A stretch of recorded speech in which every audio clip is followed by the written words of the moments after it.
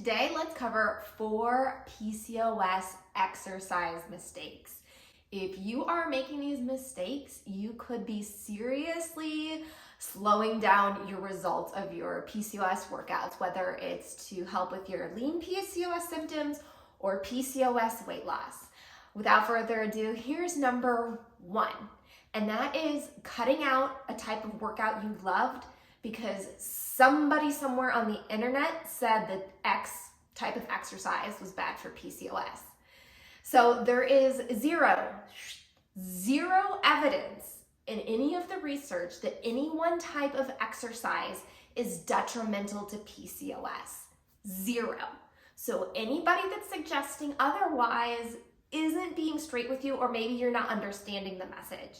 But if you really love a certain type of workout, let's say it's strength training, it's running, it's trampoline workouts, whatever it is, there is a way for you to incorporate it into a PCOS-friendly lifestyle. And my number 1 rule of working out has always been do what you love because you'll do it more often. So if you like a certain type of exercise and thought you couldn't do it because you read somewhere that spin class is bad for PCOS, that's probably not true. Pay attention to your individual results. If you do a workout and you feel great and your symptoms go pretty well when you're doing that type of workout, don't sweat it. You're doing great, girl. Okay. Number 2 is not working out often enough. So when you're talking about exercise, there's really kind of 3 big places that you can tweak your workout program. One is frequency, so how many times a week, a month are you working out? One is intensity, so how hard you're working out. And one is duration, how long your workouts last. Out of all those 3 big areas where you can shape or form a workout, the most important is frequency. I would rather see my clients do 10 to 15 minutes of exercise every day, some kind of movement, than maybe just a 90-minute workout 2 or 3 times a week. And there's a couple of different reasons for that. Number 1 is psychologically, if you get into the rhythm of having a workout or a time in your day devoted to movement every day, you're much more likely to be consistent. Number 2 is daily movement is good for your mental health, and it also is good for appetite regulation. Moving a little bit every day is going to help you with your hunger and fullness cues, which is something that we struggle with PCOS. You might find that you're hungry all the time, or hungry when you don't think you should be, or you have a lot of cravings. Well, exercise actually stimulates neurochemicals that help with that. So doing some kind of movement every day is going to be really helpful with mood and cravings. And those are the big reasons why I want to see my clients and my friends with PCOS moving every day. Now, that does not mean that you need to do a long duration workout or a high intensity workout every day. In fact, I suggest that you don't, that you alternate between different intensities, really high intensity, low intensity, moderate intensity. Give yourself a lot of variety that'll help with recovery. If you want to know more about over-exercising, I do have a video on that. So click up here, I'll link to it. And number 3 is not doing any type of strength training. So strength training isn't just dumbbells or weight machines.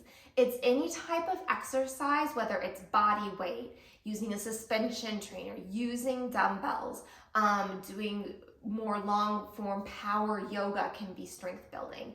But you need to be incorporating some kind of exercise that's going to help you get stronger and build your muscles. Here's why. Research has shown that strength building exercises help you lower your testosterone and your androgens in PCOS. Not only that, increasing your muscle mass helps you keep a thriving glucose and metabolism. So the more muscle you have and the more often you use it, the better you are going to be at metabolizing glucose. So strength training fights insulin resistance, which is a biggie for both lean PCOS and PCOS weight loss. In addition, if you are trying to lose weight and you have PCOS, or maybe you don't have PCOS, But if you are trying to lose weight and you are not also strength training while you lose weight, you're going to lose muscle mass. And you'll lose about 25% of every pound could be muscle mass if you look at the research.